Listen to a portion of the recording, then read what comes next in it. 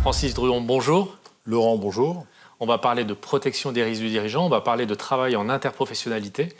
Pour commencer, j'ai envie de vous demander quel est le besoin exprimé par vos clients en matière de gestion des risques?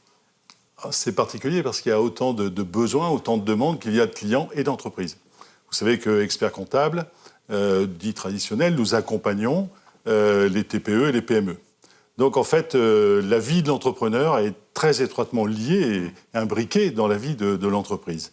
Donc en fait, fort de cette relation, on se doit d'écouter, de susciter et d'accompagner en fait le dirigeant dans sa prise de décision. Je m'explique.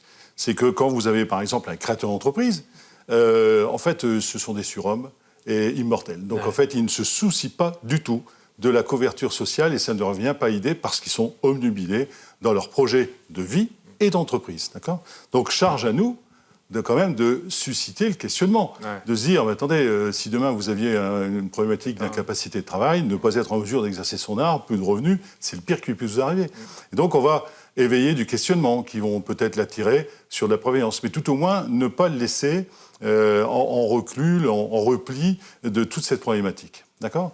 Sur tel autre entrepreneur, il faudra optimiser son statut, dans son intérêt, dans celui de l'entreprise, parce qu'on connaît l'économie de l'entreprise. Très souvent, on connaît aussi la vie de l'entrepreneur. D'accord ? Donc, on se doit de les accompagner sur tout ce registre-là.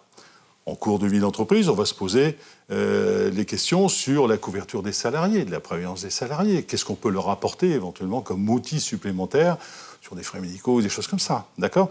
Récompenser les salariés au travers d'une couverture, éventuellement, au travers de placements. On va se poser la question de couvrir le risque entre associés, éventuellement au travers d'un pacte, une obligation de rachat, pourquoi pas couvrir moral ou poste, un autre sujet. Mais voilà, à chaque fois, on va essayer, au cours de la vie d'entreprise, avant de passer telle ou telle étape, d'interpeller le dirigeant sur ces risques-là. Et si je comprends bien, au niveau de votre cabinet, vous avez une réponse qui est prête, une offre gestion des risques? Alors, nous sommes membres CABEX et au travers de cette démarche, CABEX a initié en fait une offre de services commune. Au travers de cette commune, en fait, à l'ensemble des cabinets membres du réseau. Au travers de cette démarche, nous avons imaginé une mission d'ordre social, d'accord ? C'est-à-dire proposer à nos clients, en fait, une mission d'accompagnement en termes de couverture, de frais médicaux, de prévoyance. Et donc, oui, on ne peut pas aujourd'hui, un client attend d'un interlocuteur expert comptable une vision globale de ses besoins. D'accord ? Que ce soit en matière de couverture sociale, en matière de gestion de patrimoine, en matière de transmission d'entreprise, même aujourd'hui en matière de recouvrement. En fait, on a une vision à 360 de l'entreprise et de son dirigeant. Donc, au travers de l'offre de services du cabinet, membre du réseau, on a une proposition de service. Si je comprends bien, cette proposition de service, elle induit déjà le travail en interpro, c'est-à-dire avec d'autres professionnels. Évidemment, on a tous des limites à nos compétences, ce qu'il faut, c'est les identifier et savoir associer des gens qui ont, des entreprises, notamment G2R Mondial, qui ont cette capacité d'apporter une expertise, un œil externe, d'apporter surtout en matière d'assurance une proposition. Il ne suffit pas de conseiller.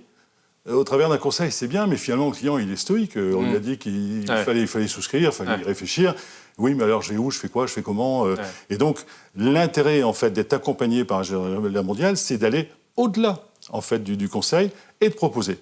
L'intérêt de votre société, la G2R Mondiale, c'est aussi d'être en capacité à ne pas proposer une mission. Je m'explique. C'est-à-dire qu'il nous faut rester indépendants. Et grâce à cette relation, AG2R Mondial a la qualité, cette capacité à dire à un client, attendez, votre contrat, il est très bien. Il est très bien, restez avec. D'accord ? Ils ne sont pas là vendre pour vendre. Okay ? Et ça, c'est vraiment très agréable et très confortable de travailler avec eux au nom de notre indépendance et de la relation qu'on a au client. Et le client y est sensible. C'est conseiller et apporter des solutions. Bien sûr.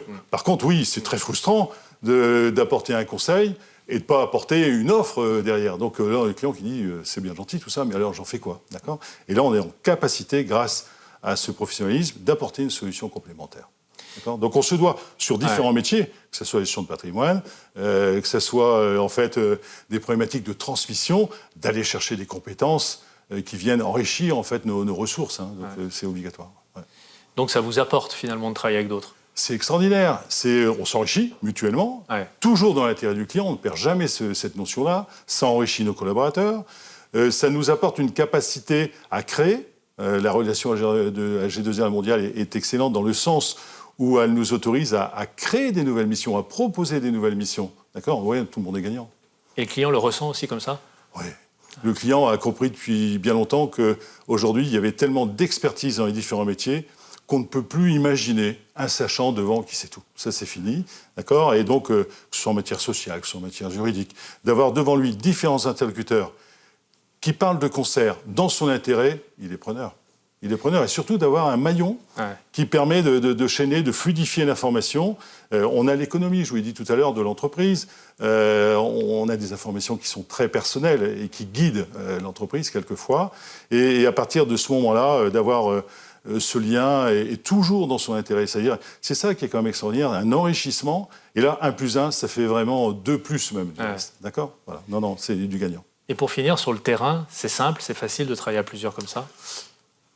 À partir du moment où on a la notion de service client, qu'on travaille dans l'intérêt du client, on n'a pas de difficulté à réunir des métiers complémentaires. Ouais. Pas de difficulté. S'organiser. Bien sûr, bien sûr. Francis Drouillon, merci de votre témoignage. Je vous en prie.